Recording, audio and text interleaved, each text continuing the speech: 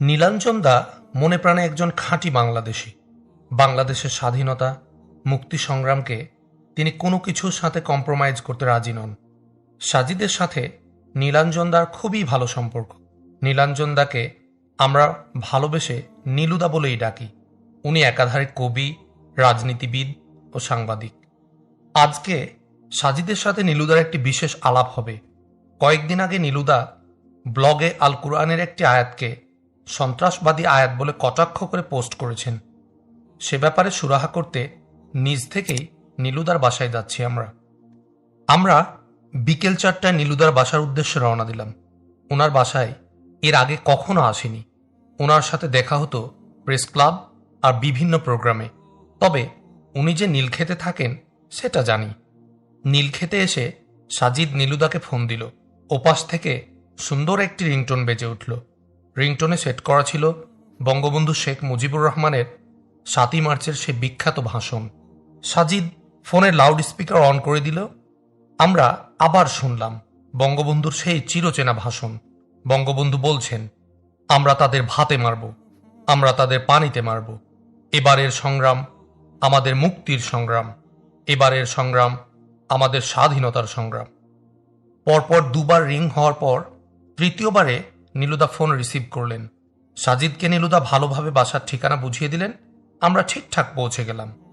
বাইরে থেকে calling bell বাজাতেই বুড়োর মতো এক ভদ্রলোক দরজা খুলে দিল। আমরা ভেতরে গেলাম। বলেনি আমরা যে উদ্দেশ্যে এখানে এসেছি সেটা নীলুদাকে জানানো হয়নি। নীলুদার একটি গুণের কথা বলা হয়নি। কবিতা লেখা এবং সাংবাদিকতার পাশাপাশি নীলুদা খুব ভালো ছবিও আঁকেন। আমরা ঘরে প্রবেশ করা মাত্রই বুড়ো লোকটি আমাদের সোজা নীলুদার রুমে নিয়ে গেল। মনে হয় ওনার উপর এই নির্দেশই ছিল। আমরা নীলুদার রুমে এসে দেখি উনি ছবি আঁকছেন, মুক্তিযুদ্ধের ছবি। আঁকা প্রায় শেষ হয়ে গেছে। জলপাই রঙের পোশাকের একজন মিলিটারির বাম হাতে একটি রাইফেল। একজন অর্ধনগ্ন মহিলার চুল খোলা। মহিলা বেঁচে নেই। মিলিটারিটা মহিলাটাকে টেনে নিয়ে যাচ্ছে। মনে হয় ভাগাড়ে নিক্ষেপ করবে, এরকম কিছু। পাশে একটি ডাস্টবিন টাইপ কিছু। 4টে কাক বসে আছে সেটার উপর। জয়নুলের দুর্ভিক্ষ ছবিটার মতোই। আমাদের দিকে না ফিরেই নীলুদা বললেন, কি রে, এত ঘটা করে দেখা করতে এসেছিস যে?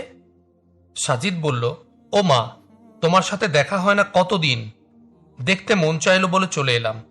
ডিস্টার্ব করেছি বুঝি? আরে না না, তা বলিনি। এটুকু বলে নীলুদা ঘাড় ঘুরিয়ে আমাদের দিকে তাকালো। আমাকে দেখে নীলুদা বলে উঠল, আরিফ না? সাজিদ বলল, ওরে বাবা, আজ দেখি আমার বাসায় চাঁদের হাট।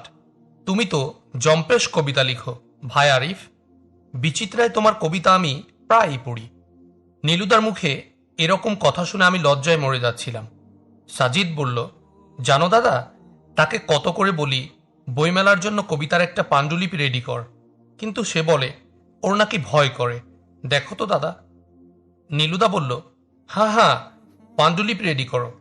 একবার বই বের হয়ে গেলে দেখবে ভয় সব দৌড়ে পালাবে। তোমার লেখার হাত দারুণ, আমি পড়ি তো, বেশ ভালো লিখো। সাজিদ বলল, দাদা, ওটা কি মুক্তিযুদ্ধ বিষয়ক ছবি যেটা আঁকছ? নীলুদার উত্তর। আচ্ছা দাদা, মুক্তিযুদ্ধ নিয়ে আমার বিশেষ পড়াশোনা নেই, তুমি তো আবার এই লাইনের। আজ তোমার কাছ থেকে মুক্তিযুদ্ধের গল্প শুনব। নীলুদা মুচকি হাসলেন। তুলির শেষ আঁচড়খানা দিয়ে খাটের উপর উঠে বসলেন। আমরা দুজন ততক্ষণে 2টো চেয়ারে বসে পড়েছি। বুড়ো ভদ্রলোক ট্রেতে কফি নিয়ে এসেছেন। নীলুদা কফিতে চুমুক দিতে দিতে মুক্তিযুদ্ধের গল্প বলা শুরু করলেন। 1971 সাল। পশ্চিম পাকিস্তানের হাতে চরমভাবে নির্যাতিত ও নিষ্পেষিত হচ্ছিল বাঙালিরা। যখনই তারা নিজেদের অধিকার আদায়ের জন্য সোচ্চার হয়েছে, তখনই পাকিস্তানিরা বাঙালিদের উপর চালিয়েছে অত্যাচার, নির্যাতন। নীলুদার কণ্ঠ ভারী হয়ে এলো। মুক্তিযুদ্ধের আলাপ উঠলেই উনি এরকম আবেগপ্রবণ হয়ে যান। তিনি বলে যাচ্ছেন, এই অত্যাচার ও নির্যাতনের মাত্রা এতই ভয়াবহ হয়ে উঠল যে বাঙালিরা শেষ পর্যন্ত নিজেদের এবং নিজেদের মাতৃভূমিকে রক্ষা করতে অস্ত্র হাতে তুলে নিতে বাধ্য হল। তখন চলছে উত্তাল মার্চ মাস। 1000 বছরের শ্রেষ্ঠ বাঙালি, বাংলা ও বাঙালি জাতির কর্ণধার ইতিহাসের বরপুত্র জাতির জনক বঙ্গবন্ধু শেখ মুজিবুর রহমান রেসকোর্স ময়দানে সশস্ত্র যুদ্ধের ডাক দিলেন। সাজিদ বলল, দাদা, তোমার ফোনের রিংটোন আবার একবার শুনি তো প্লিজ। আমরা তাদের ভাতে মারব, আমরা তাদের পানিতে মারব। বাবারে, কি সাংঘাতিক কথা। নীলুদা কপালের ভাঁজ দীর্ঘ করে বললেন, সাংঘাতিক বলছিস কেন? বরং বল, এটিই হলো বাঙালির মহাকাব্য। সেদিন এরকম করে বাঙালিদের অনুপ্রাণিত না করলে আমরা কি স্বাধীনতার স্বাদ পেতাম? তাই বলে মেরে ফেলার কথা, এটা তো আইন হাতে তুলে নেওয়ার মতো ব্যাপার। সাজিদ বলল। নীলুদা বলল, যেখানে নিজেদের অস্তিত্বই বিলুপ্ত হওয়ার পথে, সেখানে তুই আইন বানাচ্ছিস? যুদ্ধের ময়দানে কোনো আইন চলে না। তারপর বঙ্গবন্ধুর সেই ঐতিহাসিক ভাষণে উদ্বুদ্ধ হয়ে বাঙালিরা ঝাঁপিয়ে পড়ল যুদ্ধে। আমি বললাম, তারা অত্যাচারী পাকিস্তানিদের মারল এবং মরল, তাই না? হ্যাঁ। যুদ্ধের পরে আমরা তাদের ভাতে মারব, পানিতে মারব, অথবা যার যা কিছু আছে তাই নিয়ে যুদ্ধে ঝাঁপিয়ে পড়ো, এরকম কথার জন্য বঙ্গবন্ধুকে কি জেল খাটতে হয়েছে? কিংবা কেউ তাকে সন্ত্রাসের উস্কানিদাতা বা খুনের মদতদাতা হিসেবে ব্লেম করেছে? সাজিদ জিজ্ঞেস করল। তোর মাথায় কি গোবর নাকি রে সাজিদ? এটা কোনো কথা বললি? এটার জন্য স্বাধীনতার মহানায়ক বঙ্গবন্ধুকে ব্লেম করবে কেন? যুদ্ধের ময়দানে এটা ছিল একজন কমান্ডারের কমান্ড। এটা অপরাধ নয়, বরং এটার জন্য তিনি ইতিহাসে অমর হয়ে আছেন। নির্যাতিত বাঙালিদের মুক্তির দিশারি মহান নেতা বঙ্গবন্ধু। এভাবে দীর্ঘ 9 মাস রক্তক্ষয়ী যুদ্ধের পর আমরা পেলাম একটি স্বাধীন ভূখণ্ড, একটি স্বাধীন পতাকা। আমিও একমত, বঙ্গবন্ধু একদম ঠিক কাজটি করেছেন।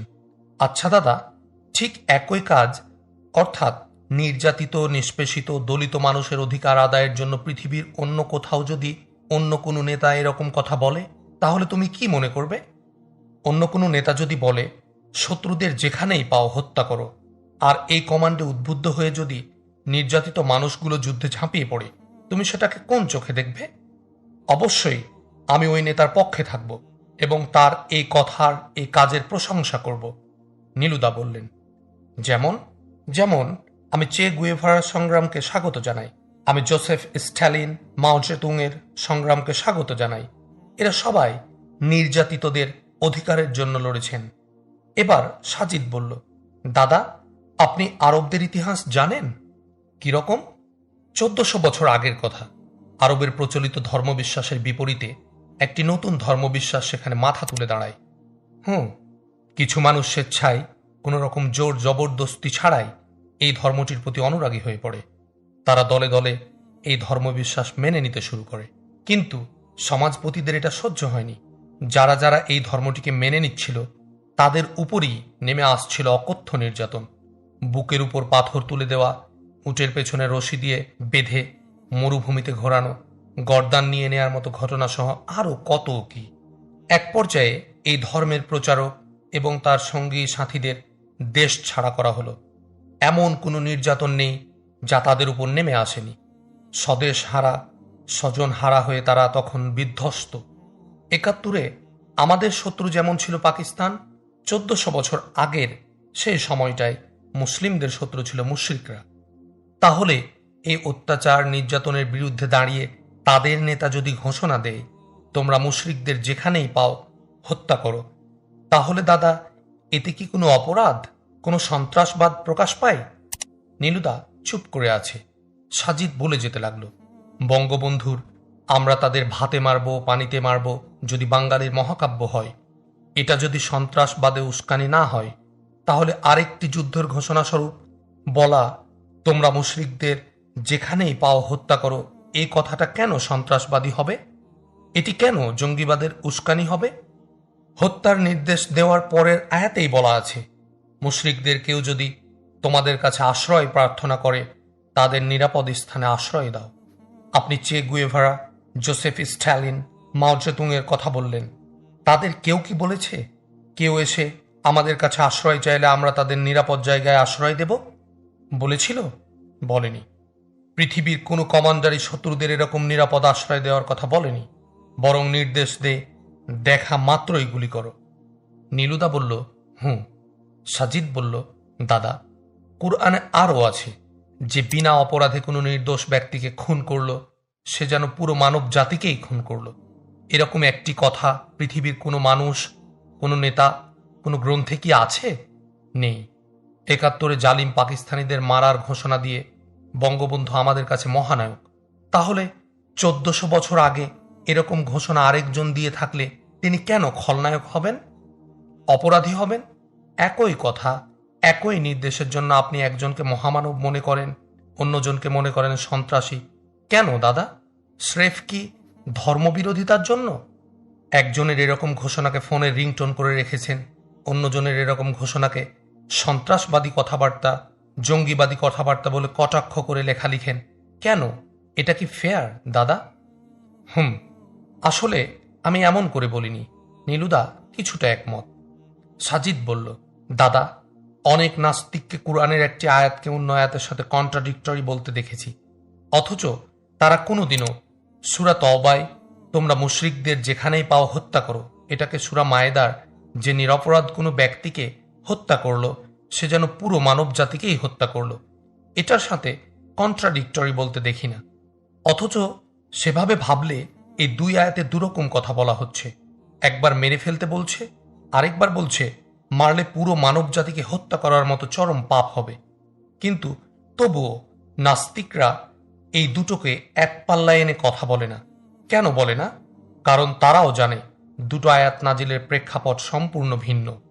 এই দুটোকে এক করে বলতে গেলেই নাস্তিকরা ধরা পড়বে, তাই বলে না। নীলুদা সব শুনলেন, শুনে বললেন, এর জন্যই বুঝি মুক্তিযুদ্ধের গল্প শুনতে এসেছিলি? না দাদা, শুধু ডাবল স্ট্যান্ডবাজিটা উপলব্ধি করাতে এসেছি। হা হা হা। স্রেফ ভালো সম্পর্ক